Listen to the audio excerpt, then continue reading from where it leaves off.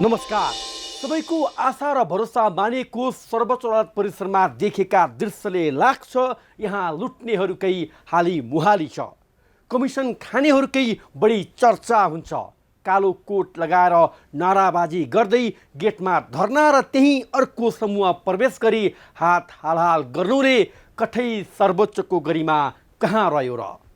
न्यायमूर्ति मान्ने गरेका प्रधान न्यायाधीश चोरेन्द्र शमशेर जबरा सर्वोच्च अदालत छिर्न चोर बाटो प्रयोग गरे। न्यायाधीशले भौतारी रहेका जनताको मुद्दा नै हेरेनन्। मुद्दा लिएर सर्वोच्चमा बहस गर्न जानुपर्ने वकिलहरू प्रहरीसँग मुठभेड गर्न तम्सिए। के यही हो सम्माननीय र माननीय ज्यूहरू कानुनी शासन? सर्वोच्चमा देखिएको यो दैनिक नाटकले भन्न मन लागेको छ यहाँ कमिसन नखाएको, मुद्दामा बार्गेनिङ सौदाबाजी नगरेको कोही छैन। आफूले दुधले नुहाएको मछु भन्न आउने साहस कसैको छैन। कमिसन नचल्ने भए, मुद्दामा सौदाबाजी नहुने भए, पैसा लिएर बिचौलियाको फैसला छिटो र ढिलो नगर्ने भए अदालत परिसरमा लाज लाग्दा दृश्य देखिनै थिएनन्। अलिकति भरोसा र आशा जनतामा थियो, कोही नहुनेको अदालत त छ नि। निष्पक्ष र स्वतन्त्र कानुनका दफा दफा पल्टाएर निसाफ हुन्छ। गलत गरेको व्यक्तिले कहिल्यै सफाई पाउँदैन। अन्याय गर्नेहरूले सजाय पाएरै छाड्छन्। तर अब त्यो पत्यार लाग्नै छोड्यो। होइन भने अदालतमा दायर रिटले 10औं वर्षसम्म किन कुर्नुपर्छ? शक्तिशाली राजनीतिक पहुँच र शक्ति भएका व्यक्तिहरूको मुद्दाको किनारा किन लगाइँदैन? सामान्य धरोटीमा छुटेका पहुँचवालाको मुद्दा वर्षौँसम्म किन झुलाइराख्ने गरिन्छ? यी प्रश्नहरूको जवाब अब कसले दिन्छ? सम्माननीय र माननीय ज्यूहरू, जनताको मुद्दाको पेशी नतोकिएको 3 साता बित्यो। तपाईहरूको रमिता दैनिक चलिरहेकै छ। तर ऋण काटेर मुद्दा लड्न आएका नागरिकको पैसा कसले तिरिदिन्छ? कमिसन र मुद्दामा सौदाबाजी गरेर कमाएको पैसाले तपाईँको घर खर्च त टरेकै होला। राजीनामा माग्ने र नदिने अडानले इजलासमा पेशी नतोकिएको जनताको मुद्दा अल्झदा तपाईँहरूलाई लाज लाग्दैन? आउनुहोस् सुरु गरौँ आम जनताले बेहोरेको समस्या, अभाव र सरकारी सेवा सुविधाको झन्झट समाधानको सारथी बन्ने कार्यक्रम जनताको इजलास। म दीपक अर्याल। कार्यक्रमको सुरुवातमा हेरौँ यो झलक।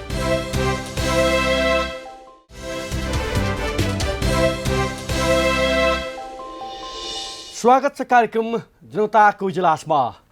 आज हामी खाद्य प्रवृत्ति तथा गुण नियन्त्रण विभागले खरिद गरेका 28 करोडका भ्यान कवाडी बन्दै गरेको विशेष सामग्री प्रस्तुत गर्दैछौँ। घाटामा गएको दाबी गर्दै निरन्तर पेट्रोलियम पदार्थको मूल्यवृद्धि गर्दै आएको नेपाल आयल निगमले कर्मचारीलाई दैनिक र महिनौँ बाँड्ने भत्ताबारेको रिपोर्ट र कास्कीको पोखरामा सार्वजनिक जग्गा हडप्न तछाड मछाड गरेको रिपोर्टसहित उपस्थित भएका छौँ। तपाईसँग पनि कुनै समस्या र गुनासा छन् भने हामीलाई पठाउन सक्नुहुनेछ। तपाईँहरूका समस्या र गुनासोलाई हामी कार्यक्रममा उच्च प्राथमिकता दिनेछौँ। अब आजको पहिलो विषय, सरकारी सम्पत्तिको कतिसम्म दुरुपयोग हुन्छ भन्ने एउटा उदाहरण हेर्न काठमाडौँको बबरमहल स्थित खाद्य प्रवृत्ति तथा गुण नियन्त्रण विभाग गए पुग्छ। बजारमा दैनिक अनियन्त्रित बन्दा उपभोक्ता ठगिरहेका छन्। कमसल र मिसावट वस्तुले नागरिकको स्वास्थ्यमा गम्भीर असर गरिरहेको छ। बजारमा बिक्री हुने अखाद्य वस्तुको परीक्षण र नियमनका लागि 28 करोडमा खरिद गरिएका सुविधायुक्त भ्यान यति बेला कवाडी बन्न थालेका छन्। न तिनीहरूको संरक्षण नै भएको छ, न त प्रयोग नै। खरिदमा अनियमितता भएको भन्दै अख्तियारदेखि विशेष अदालतसम्म मुद्दा विचाराधीन अवस्थामा रहेको छ। तर भ्यान भने दैनिक काम नलाग्ने अवस्थामा पुग्दैछन्। हेरौँ यो विशेष रिपोर्ट। प्रधानमन्त्री कृषि आधुनिकीकरण परियोजना मार्फत खाद्य अनुगमन तथा परीक्षणका लागि आजभन्दा 4 वर्ष अघि 4 वटा मोबाइल भ्यान खरिद गरियो। खरिदपछि सञ्चालनमा आएको 1 साता नपुग्दै अनियमितताको उजुरी अख्तियार दुरुपयोग अनुसन्धान आयोगमा पर्यो। अख्तियारको अनुसन्धानपछि तत्कालीन खाद्य प्रविधि तथा गुण नियन्त्रण विभागका महानिर्देशक सञ्जीव कुमार कर्ण, वरिष्ठ खाद्य अनुसन्धान अधिकृत पूर्णचन्द्र ओस्ती, लेखपाल रविता श्रेष्ठ, शाखा अधिकृत भागीरथ आचार्य र नायब सुब्बा गुरुदत्त गौतम विरुद्ध भ्रष्टाचार भएको दाबीसहित विशेष अदालतमा मुद्दा दर्ता भयो। त्यस्तै प्रधानमन्त्री कृषि आधुनिकीकरण परियोजना व्यवस्थापन इकाइ खुमलटार स्थित लेखाका उपसचिव गणेश प्रसाद चालिसे र लेखापाल बालाराम पोखरेल विरुद्ध पनि मुद्दा दायर भएको थियो। उनीहरूसँग प्रति व्यक्ति 12,40,48,558 रुपियाँ बीको दाबी गरिएको थियो। प्रधानमन्त्री कृषि आधुनिकीकरण परियोजना व्यवस्थापन इकाइ खुमलटारका तत्कालीन परियोजना निर्देशक नरहरि प्रसाद घिमिरे, वरिष्ठ कृषि इन्जिनियर सरोज अधिकारी र वरिष्ठ योजना अधिकृत तिलकराज चौलगाई विरुद्ध 8,26,98,372 रुपियाँ बीको दाबी गरिएको थियो। परियोजना निर्देशक लक्ष्मण प्रसाद पौडेल र वरिष्ठ अनुगमन मूल्याङ्कन अधिकृत इन्द्रहरि पौडेल विरुद्ध 4,13,49,186 रुपियाँ माग दाबी गरियो। आयोगले बिहान आपूर्ति गर्ने परुडेन्ट, मेडिटेक इन्टरनेसनल, कमलादिका आधिकारिक प्रतिनिधि परबिन कुँवरलाई 24,80,95,116 रुपियाँ बिगो माग दाबी गर्यो। विशेष अदालतमा 4 वर्षसम्म पनि मुद्दाको किनारा नलाग्दा नागरिकले तिरेको करबाट खरिद गरिएका मोबाइल भ्यान यति बेला बबर महल स्थित खाद्य प्रविधि तथा गुण नियन्त्रण विभाग मूल गेटमै पार्किङ गरिएको छ।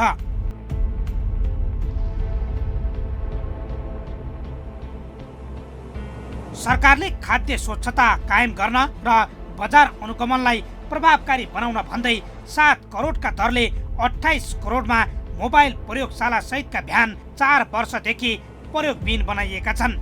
होटेल, रेस्टुराँ, मिठाई, डेरी उद्योग, पानी उद्योग लगायतमा अनुगमन गर्दा अन द स्पट गुणस्तर परीक्षण गर्ने सुविधा भ्यानमा छ।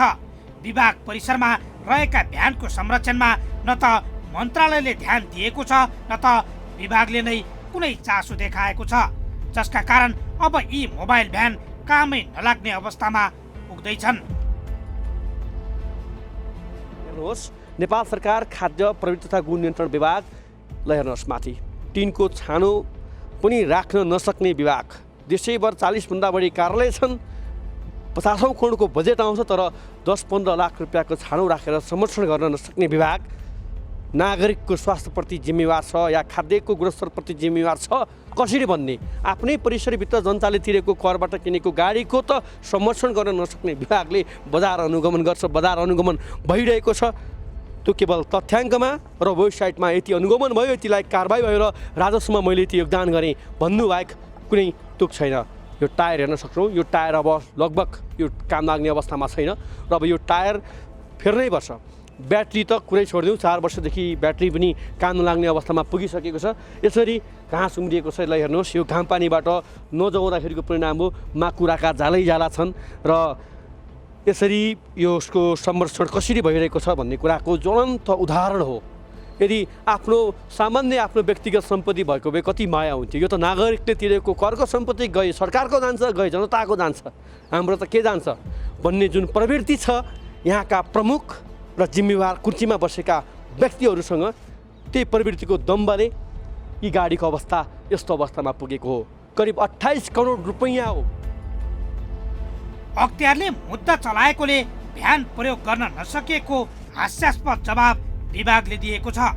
कानुन व्यवसायीहरूका अनुसार खाद्य विभागको भ्यान प्रयोग गर्न अदालतले कुनै रोकटोक लगाएको छैन। सो भ्यान सञ्चालनका लागि अदालत वा अन्य कुनै सरकारी निकायको समेत अनुमति लिनु पर्दैन। तैपनि विभाग नेतृत्व अदालतलाई देखाउँदै भ्यान सञ्चालन गर्न अटेर गरिरहेको छ, जसका कारण बजार प्रभावकारी रूपमा अनुगमन हुनै सकेको छैन। हामी यति बेला खाद्य प्रविधि तथा गुण नियन्त्रण विभागको परिसरमा छौँ। आजभन्दा करिब 4 वर्ष अगाडि तत्कालीन यस विभागका महानिर्देशक सञ्जीव कुमार कर्ण, जो यस विभागका महानिर्देशक थिए र त्यस बखतदेखि नै खाद्य स्वच्छताका लागि विभिन्न कार्यक्रमहरू र आम नागरिकमा खाद्य स्वच्छता सम्बन्धी जनचेतनाका कार्यक्रमहरू सञ्चालन भइरहेका थिए र त्यसलाई थप प्रभावकारी बनाउनका निमित्त त्यसलाई थप जनजनमा पुर्याउनका निमित्त र बजारमा खाद्य वस्तुमा मनोमानी गर्ने गुणस्तरमा मनोमानी गर्नेलाई ठाउँको ठाउँ कारबाही गर्नका निमित्त आजभन्दा 4 वर्ष अगाडि 4वटा गाडी विभागले खरिद गरेको थियो। यहाँ हेर्न सक्छौँ हामी यो 4वटा ल्याबसहितको एकदम आधुनिक भ्यान ल्याब जडित यो भ्यान आजभन्दा 4 वर्ष अगाडि खरिद भएको थियो। एउटा भ्यानको करिब 7 करोड रुपैयाँमा खरिद गरिएको थियो र 4वटा भ्यान विभागले खरिद गरेको थियो। 4वटाको मूल्य 28 करोड खर्चेर खाद्य स्वच्छता कायम गर्ने र बजारमा दुध दही खानेपानी लगायतका खाद्य मिठाई लगायतका जो बजार अनुगमनसँग सरोकार राख्ने निकाय खाद्य प्रहरी तथा गुणवत्ता विभागले अन द स्पोट त्यसको अनुगमन र नियमन र कारबाहीका लागि यी ल्याब भित्र आएको थियो। मोबाइल प्रयोगशालामा स्पेसिफिकेसन अनुसार नभएको भन्दै अख्तियार दुरुपयोग अनुसन्धान आयोगले खरिद प्रक्रियामा संलग्नतालाई कारबाही माग गर्दै असार 2076 मुद्दा दायर गरेको थियो। त्यस यता प्रयोगशाला भ्यान सञ्चालन तथा रेखदेख गर्न विभागले चासो देखाएको छैन। सबै भ्यान अब कौवाटीका रूपमा बिक्री गर्ने अवस्थामा पुगिसकेको छ।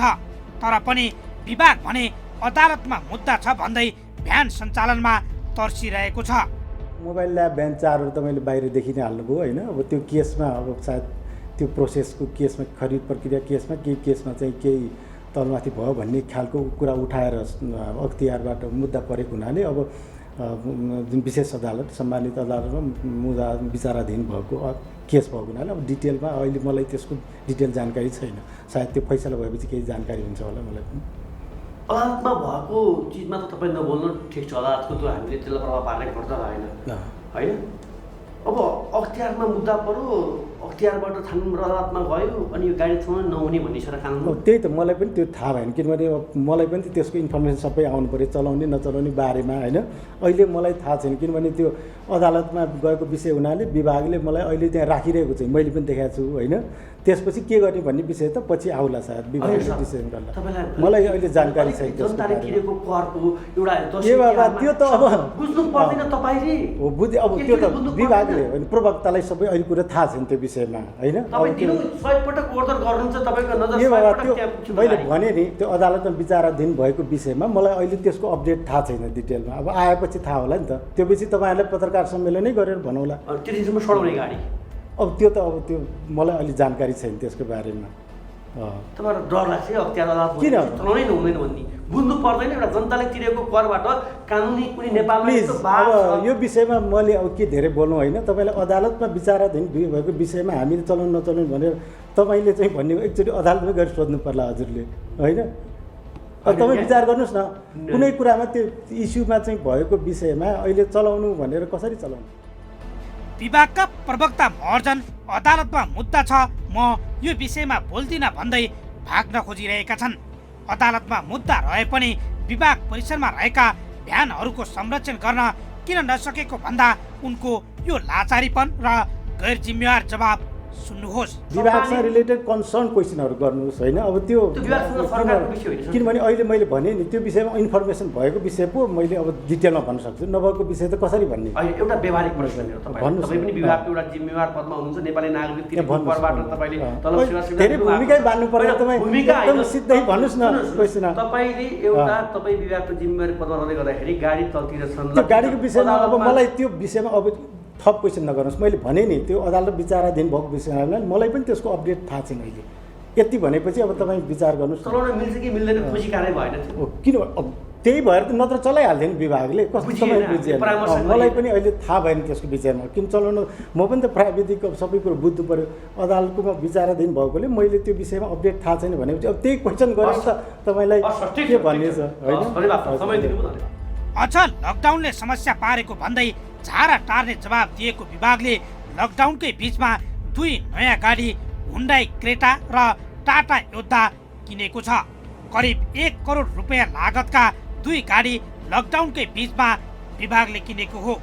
4वटै ठाउँमा भ्यान सञ्चालन गर्ने र राख्नका लागि सेट हाउस बनाउन प्रत्येक कार्यालयमा 15 देखि 20 लाख रुपियाँ बजेट समेत छुट्याइएको थियो। भ्यान सञ्चालन गर्ने र संरक्षण गर्न सेट हाउस बनाउने योजना भए पनि विभाग नेतृत्वले चासो दिएन, जसका कारण खुला चौरमा राखेर जीर्ण बनाइँदैछ। 4 भ्यान मध्ये एउटा विभागमा राखेर बाँकी 3वटा धनगढी, भैरवा र विराटनगर पठाउने योजना थियो। विभागका महानिर्देशक मतिना जोशी वैद्यले उक्त भ्यानहरू सञ्चालनका लागि कुनै पहल नलिनु र मौन बस्नुले विभागका अन्य कर्मचारीहरू समेत आश्चर्यमा परेका छन्। न त वैद्यले भ्यानको संरक्षण नै गर्न सकेकी छन्, न त सञ्चालनका लागि अदालत कानुन विज्ञहरूसँग छलफल नै गरेकी छन्। उनको असक्षमताका कारण अदालतको फैसला आउँदासम्म गाडीहरू कवाडीमा परिणत हुने पक्का छ भने नागरिकले तिरेको 28 करोड कर माटोमा विलिन हुने निश्चित छ। लकडाउनको बिचमा 2-2वटा नयाँ गाडी किन्न सक्ने यो विभागले यी गाडीको संरक्षणका लागि के गरिरहेको छ त? टायर कानमा लाग्ने अवस्थामा पुगिसकेका छन्, ब्याट्री कानमा लाग्ने अवस्थामा पुगिसकेको छ र विशेष गरी यसलाई घाम पानीबाट जोगाउन सकिएको मात्रै भए पनि यसको केही संरक्षण हुन्थ्यो।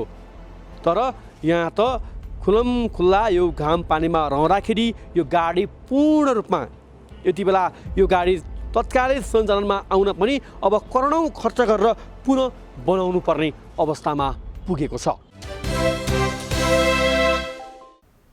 हो, देखिहाल्नुभयो विभागको लापरवाहीको पराकाष्ठ। विभागकी महानिर्देशक मतिना जोशी वैद्य भ्यान प्रकरणमा बोल्नै चाहदिनन्। विभागको ढोकामै पार्किङ गरिराखिएका भ्यान दैनिक बिग्रिँदा र झाडीमा अलपत्र हुँदा समेत महानिर्देशक वैद्यको आँखा कहाँ पुगेको छ?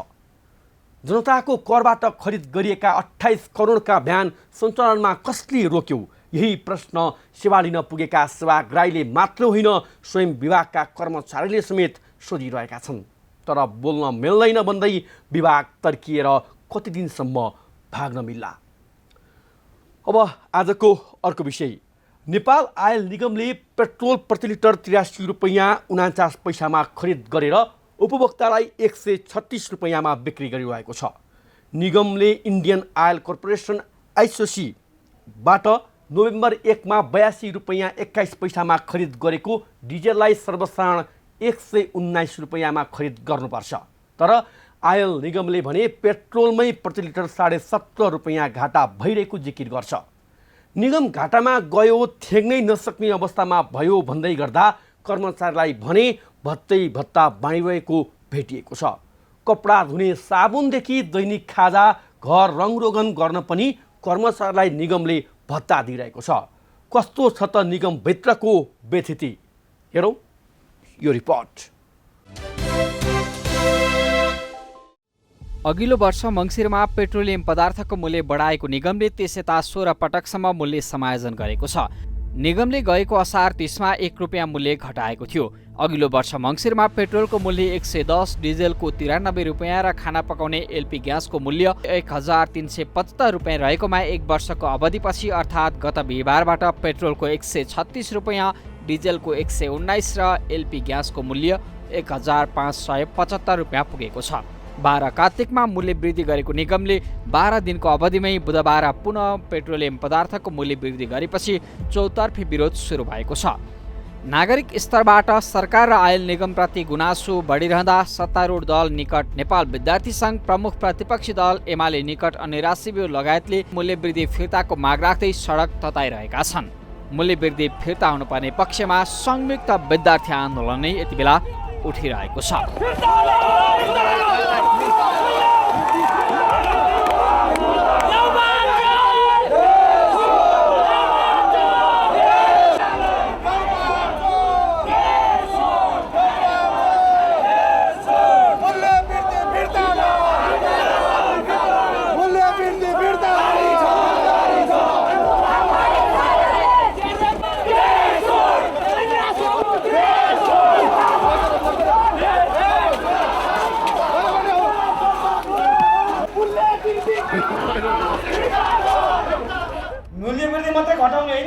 मूल्यवृद्धि मात्रै घटाउने होइन, आयल निगमको पारदर्शिताको बारेमा बोल्ने हो, आयल निगममा भएको भ्रष्टाचारको बारेमा बोल्ने हो र जसले जिएम नियुक्ति गरेको छ नि जसले जिएम पैसा लिएर नियुक्ति गरेको छ त्यसको पारदर्शिताको बारेमा विद्यार्थी आन्दोलन बोल्यो, हामीले बोल्ने हो। राष्ट्रलाई माया गर्ने, जनताको भावनालाई सुन्न खोज्ने पार्टीका नेताहरू, कार्यकर्ताहरू, इमान्दार बौद्धिकहरू, हाम्रा साथीहरू, के तपाईँ हामी सबै चुपचाप हातमा दही जमाएर बस्न सक्छौँ? सरकारले गरेका अमानवीय निर्णयहरू, सरकारले गरेका जनविरोधी हरकतहरू के हामी यो चुपचाप ठुलो सहेर बस्न सक्छौँ? यो कुरा असम्भव छ। विद्यार्थीहरू मूल्यवृद्धिको विरोधमा आन्दोलित भइरहँदा निगम आगामी दिनमा समेत मूल्य बढ्न सक्ने चेतावनी दिइरहेको छ। निगमले मूल्य बढेको आधारमा नभई कार्तिक 30मा निगमलाई प्राप्त हुने सूचीमा मूल्य बढेर आउन सक्ने आकलन मात्रै गरेर कार्तिक 25 गते नै पेट्रोलियम पदार्थको मूल्य समायोजन गर्नुले समेत व्यवस्थापकीय कमजोरी सतहमा ल्याएको छ। हुन त पेट्रोलियम पदार्थको मूल्य वृद्धि आज मात्रै 1-2 वर्ष अघिदेखिको समस्या हुँदै होइन, वर्षौँदेखि मूल्य बढ्ने, आन्दोलन हुने र यत्तिकै सेलाउने क्रमले निरन्तरता पाइरहेको छ। अहिलेको विद्यार्थी आन्दोलन सडकमा आएर भाषण गरे जस्तै माग सम्बोधन गराउनको लागि हो वा सडकमा दबाब बढाउनका लागि मात्रै हो, विगतले आफै प्रश्न उब्जाउने गरेको छ।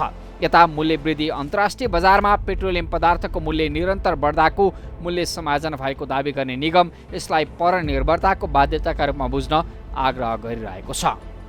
नेपाल आयल निगमले यो नेपाल आयल निगमको आर्थिक अवस्था कस्तो छ भन्ने कुरा चाहिँ हामीले यो हरेक 15-15 दिनमा यो पेट्रोलियम पदार्थको अथवा मूल्य समायोजन गरेको बेलामा हामीले हाम्रो प्रेस विज्ञप्ति मार्फत पनि हामीले जानकारी गराउने गरेका छौँ हैन।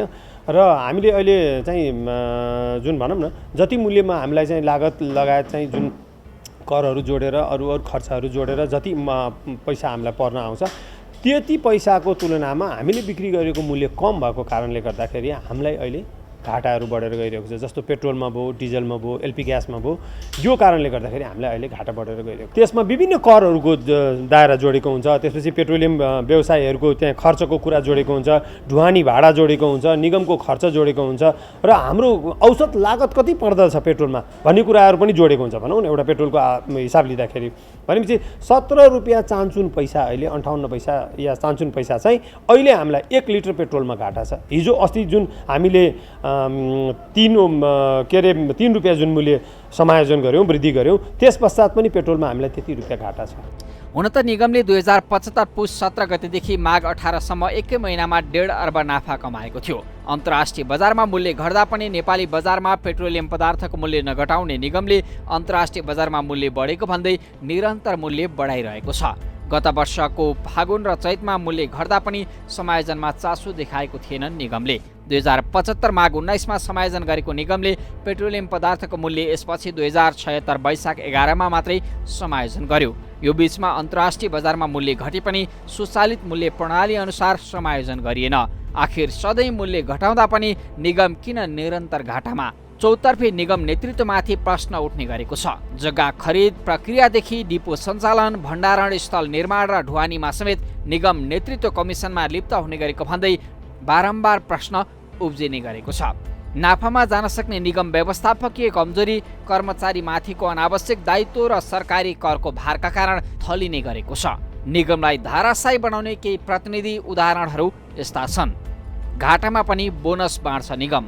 नेपाल आयल निगममा स्थायी करार र केही ज्यालादारी समेतलाई जोड्दा करिब 600 कर्मचारी रहेका छन्। यी कर्मचारीको बैंक खातामा मासिक करिब 6 करोड रुपियाँ तलब सुविधाका नाममा खर्च हुने गरेको पाइएको छ। भत्तामा मात्र मासिक 80 देखि 82 लाख रुपियाँ खर्च गरेको निगमले कर्मचारीलाई दिने भत्ता यस्ता छन्।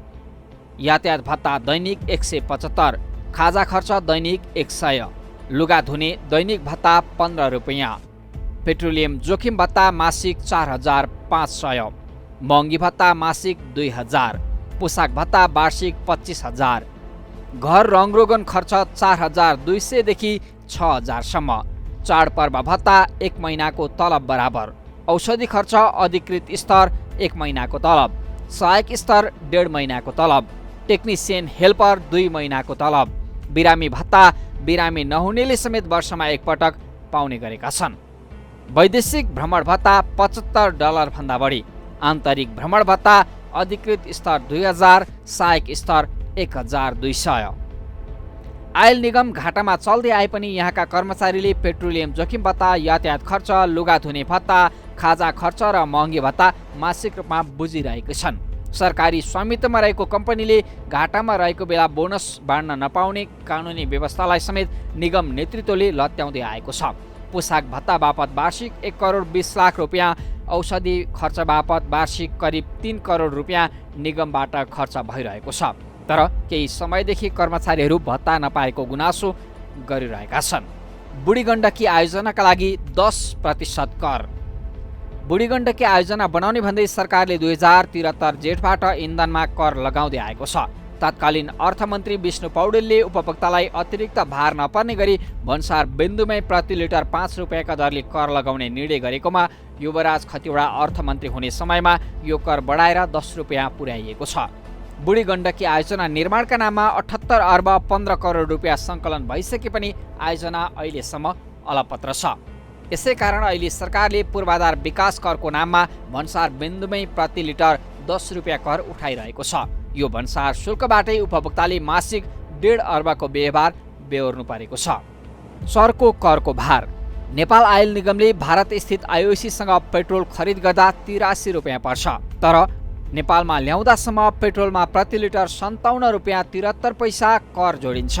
यसबाहेक निगमको खर्च स्वरूप 2 रुपियाँ ढुवानी भाडा 5 रुपियाँ र पेट्रोलियम विक्रेता मुनाफा 5 रुपियाँ 32 पैसा थपिँदा पेट्रोलको लागत 153 रुपियाँ 58 पैसा पुग्छ। अर्थात् 70 रुपियाँ कर र अतिरिक्त सुविधा थपिने गरेको छ। यता भारतबाट डिजेल किन्दा 82 रुपियाँ खर्चिनुपर्ने भए पनि डिजेलमा 40 रुपियाँ 41 रुपियाँ कर, निगमको खर्च 1 रुपियाँ 59 पैसा, ढुवानी भाडा 3 रुपियाँ 77 पैसा, पेट्रोलियम विक्रेता मुनाफा स्वरूप 4 रुपियाँ 17 रुपियाँ जोड्दा 50 रुपियाँ बराबरको कर र अतिरिक्त सुविधा बापत पैसा तिर्नु परिरहेको छ। यो सबै जोड्दा 132 रुपियाँ डिजेलमा लागत पर्ने गरेको छ।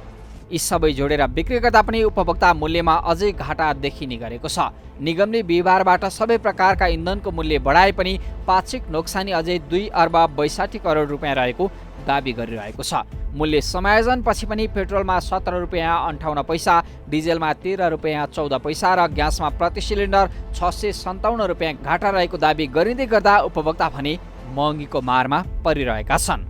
इन्धनको मूल्य बढ्दा व्यवसायीले ढुवानी भाडा बढाइरहेका छन् भने यसैका कारण आम नागरिक दोहोरो मारमा परेका छन्। नेपालमा भारतबाट मात्रै पेट्रोलियम पदार्थ आयात हुन्छ। अन्तर्राष्ट्रिय बजारमा मूल्य घट्दा कहिले समायोजन नगर्ने निगम घाटामा बोनस बाँड्छ भने अन्तर्राष्ट्रिय बजारमा कच्चा तेलको मूल्य वृद्धि हुने अनुमानकै भरमा मूल्य सूची आउनु अघि नै बढाउन तम्सिने गरेको छ। पेट्रोलियम पदार्थको मूल्य बढी हुनुमा सरकारकै कर प्रमुख कारण हो। अन्तर्राष्ट्रिय बजारमा भइरहेको मूल्य वृद्धि र डलरको भाउले समेत नेपाली बजारलाई चलायमान गराइरहेको छ। कोरोनाको दोस्रो लहरसँगै कच्चा तेलको मूल्य थप बढ्ने क्रममा छ। कच्चा तेलको मूल्य बढेर प्रति ब्यारेल करिब 84 डलर पुगेको छ। डलरले पनि मूल्यमा प्रभाव पारेको छ। डलर बलियो हुँदा भाउ थप बढ्ने चिन्ताले उपभोक्तालाई सताइरहेको छ। विद्यार्थीका नाममा वा उपभोक्ता अधिकारका नाममा सडकमा केही दिन आन्दोलन गर्ने अनि कहिल्यै माग सम्बोधन गराएर उपभोक्तालाई राहत दिन नसक्ने परिपाटीको निरन्तरता होइन। आम उपभोक्ताले सक्षम नेतृत्व मार्फत नेपाल आयल निगमको व्यतिथि रोक्नुपर्ने माग यति बेला गरिरहेका छन्। न त पेट्रोलियम पदार्थमा लगाइएको करको सही सदुपयोग नै भएको छ, न त शीर्षक अनुसार खर्च नै भएको छ। तर पनि सरकारले जनताको ढाड सेक्ने गरी कर लगाइरहेको छ। जनताले तिरेको करमा अर्कातर्फ निगमका कर्मचारीले मोज मस्ती गरिरहेका छन्। आयल निगममा भत्ताको कुरै छाडौँ, दर्जनौँ शीर्षकमा मनोमानी चल्दा राज्य भने मौन बसिरहेको छ। त्यही नै विडम्बना हो। अब एकैछिन विश्रामपछि कास्कीको पोखरामा सार्वजनिक जग्गा हडपमा तछाड मछाड गरेको रिपोर्ट सहित उपस्थित हुनेछौँ। हामी सँगै रहनुहोला।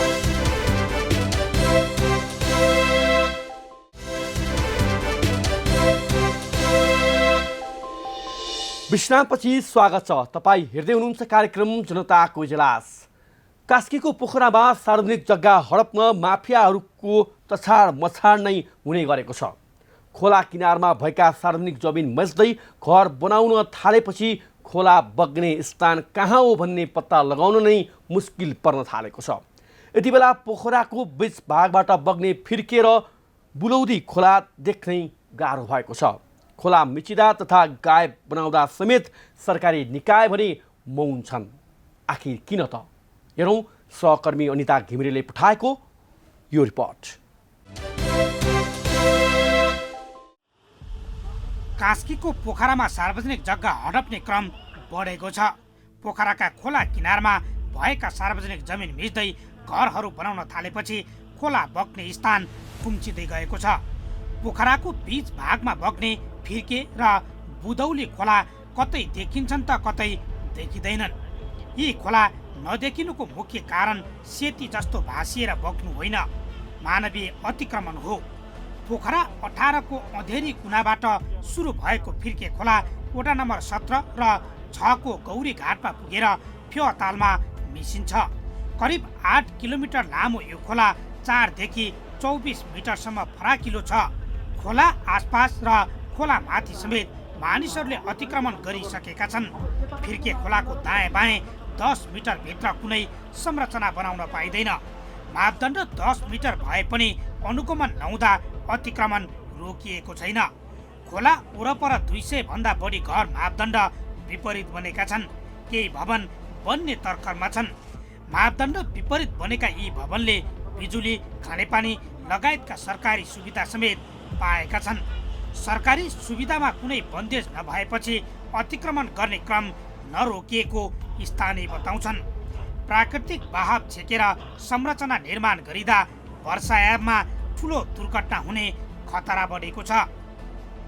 अतिक्रमणको कुरा देख्यौँ, यो दण्डहीनताको पराकाष्ठा हो। एकजना व्यक्तिले फिर्के खोलालाई अतिक्रमण गरेर जुन सुरुवात गर्यो, त्यो अतिक्रमणको श्रृङ्खला बढ्दै बढ्दै बढ्दै गएर अहिले बुलौदी खोला समेत भएको कुरा हामीले प्रत्यक्ष देख्यौँ। यो भनेको दण्डहीनता मौलाउँदै गयो। यसले पोखरालाई अव्यवस्थित बनाउँछ भन्ने कुरा हामीले ठानेका छौँ। र अतिक्रमण यसकारण हुन्छ कि अतिक्रमणले प्रदूषण बनाउँछ र प्रदूषणले अनि रोग व्याधि ल्याउँछ र यसलाई पोखरालाई एउटा दूषित बनाउँछ भन्ने कुरा र यसलाई कुरूप बनाउँछ भन्ने कुरा हामीले देख्यौँ। यो दण्डहीनताको पराकाष्ठा हो। यसलाई रोक्नुपर्छ। यसलाई रोक्नको लागि तमाम जनप्रतिनिधिहरू, स्थानीय नागरिकहरू, सञ्चारकर्मी लगायत नागरिक समाज पनि हामीले साथमा साथ काँधमा काँध मिलाउनुपर्छ भन्ने कुरा हामीले ठानेका छौँ। खोलामा मापदण्ड मिचेर क्याबिन लगाएर भवनहरू बनेका छन् भने अतिक्रमण गरेर बनेका केही भवन व्यापारिक प्रयोजनमा समेत आएका छन्। केहीले खोला मिचेर खेतीपाती समेत गरेका छन्। जमिन अतिक्रमण हुँदा स्थानीय सरकार मुख दर्शक भएर बसेको छ। जनप्रतिनिधिले मापदण्ड विपरीत कुनै पनि कार्य नगर्न आग्रह गर्दा उल्टै धम्की आएको गुनासो गरेका छन्। महानगरपालिकाबाट अनुमति नलिई बनाइएका भवनलाई भत्काउन वडाबाट महानगरलाई पत्राचार भएको छ, तर महानगर समेत सरकारी जग्गा अतिक्रमण रोक्न जिम्मेवार देखिएको छैन। वडाको जनप्रतिनिधिहरूले निर्णय गरेर त्यो भत्काउने निर्णय गरेर पत्राचार गरिसकेका छौँ र सोही अनुरूप प्रक्रिया अगाडि बढेको छ। र यही क्रममा तपाईँहरूले स्थलगत जुन अनुगमन गर्नुभएको छ, यसले पनि थप बल प्रदान गर्नेछ कि फिर्के खोला सम्पदालाई बचाउनुपर्छ। यसको पानी अवरोध हुने कामले भोलि बिहान जनताको क्षति हुन्छ। त्यो नहोस् भन्नका लागि जुन सचेतनापूर्ण तरिकाले तपाईँले स्थलगत अनुगमन गर्नुभएको छ, यसका तर्फबाट हामी धन्यवाद दिन चाहन्छौँ। यो नागरिकको कर्तव्य हो, यो जनप्रतिनिधिको कर्तव्य हो, नागरिक समाजको कर्तव्य हो, यो महानगरपालिका प्रहरी प्रशासनको कर्तव्य हो। समग्रमा हामी पोखरा बनाउन चाहनेहरूको साझा कर्तव्य हो। यसमा हामीले कोही व्यक्ति हेरेका छैनौँ, हामी विधि हेरेका छौँ। त्यो विधि अनुरूप नभएका कुराहरूलाई हामी भत्काउन तयार छौँ। त्यो पोखरा महानगरपालिकाले भत्काउँछ। पोखरा महानगरले फिर्के किनारामा फुड ट्र्याक बनाउने योजना बनाए पनि कार्यान्वयन हुन सकेको छैन। फुड ट्र्याकसँगै साइकल ट्र्याक समेत बनाउने महानगरको दीर्घकालीन योजना कागजमा मात्रै सीमित छ। पोखरालाई सुन्दर र जीवित राख्न समयमै महानगरले कठोर कदम चाल्नुपर्ने हो, तर सक्रियता नदेखाउँदा महानगर किन चुपचाप छ भन्ने प्रश्न उब्जाइदिएको छ।